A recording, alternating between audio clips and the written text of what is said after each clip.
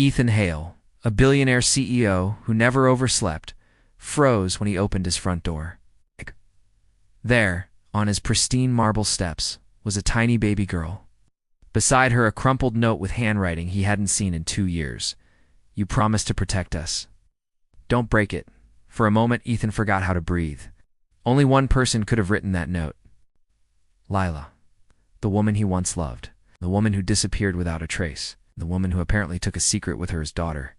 He dropped to his knees, lifting the trembling baby into his arms. Her eyes, a deep hazel, just like Lila's, blinked up at him with innocent trust. Something inside the ruthless CEO broke and rebuilt itself in a single heartbeat. Lila, what happened to you? The next few hours were a blur of canceled meetings and ignored calls. He warmed milk, Googled how to hold a newborn, and paced his mansion like a lost man. He found another slip of paper tucked in her blanket. Her name was Ava. His housekeeper, Mrs. Ellis, watched him with wide eyes. "Sir, you look terrified." "I am," he confessed, his voice raw. "This baby, she's mine." Desperate for answers, Ethan called every hospital, every mutual friend, every possible lead. Nothing. It was as if Lila Reyes had vanished from the face of the earth. She was once the sunshine of his life, his personal assistant whose laughter could fill a room. One late night, over cold coffee and shared dreams, she had kissed him, and it changed everything. Until, just as suddenly, she was gone. No note, no call, no closure. And now, 2 years later, all that was left was this beautiful, tiny baby. That night, as Ava slept on his chest, Ethan made a silent vow. "I'll protect you, and I'll find your mother, whatever it takes." He soon discovered the trail led to the city's dark underbelly. An old coworker revealed that just before Lila disappeared, her dangerous and controlling ex-fiancé, Victor Dre, had resurfaced. The man didn't take defeat well. Ethan's blood ran cold. Lila hadn't left him. She had run to protect him and their unborn child. "Why didn't she come to me?" he whispered. Mrs. Ellis answered gently. "Sometimes the people who love the strongest are the ones who hide their pain the most." 3 days later, a text from a blocked number. "I'm safe. Please don't look for me." But the message felt forced, robotic. It wasn't Lila's voice. So Ethan did the opposite. He hired private investigators and followed every lead. Each clue painted a darker picture.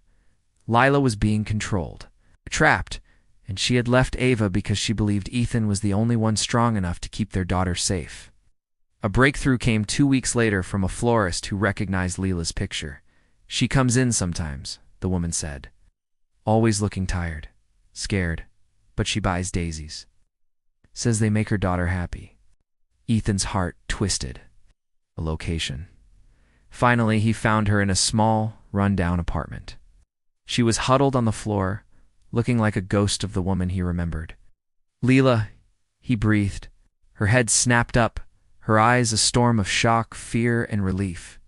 "Ethan, no. You shouldn't be here." But when he opened his arms, her strength crumbled. She ran into his embrace, tears streaming down her face. "I didn't want to leave her," she sobbed. "But Victor threatened you. He threatened our baby. I thought if I disappeared, you'd be safe. You should have trusted me," he whispered, holding her tight. "You're not alone. Not anymore." But their reunion was cut short. Victor's men burst through the door, but Ethan shielded Lila with his body. "You're not touching them," he growled. He was a different man now, a father who understood a love that demanded courage. As sirens wailed in the distance, a call Ethan had made before he even entered the building, Victor was arrested. For the first time in years, Lila was truly safe. Back home, Lila walked into the nursery Ethan had built. Soft lights, plush toys, and love in every detail. "I didn't think you'd want her," she whispered. He pulled her close. "Lila, I wanted both of you. Always." Ava giggled when her mother held her, reaching a tiny hand from Lila to Ethan, as if to say, "You belong together." Their healing was slow, filled with quiet breakfasts and late-night talks. He read bedtime stories while Lila watched from the doorway, falling in love all over again with the man who had become a father. Months later, with autumn leaves falling, Ethan got down on one knee, Ava babbling on his shoulder.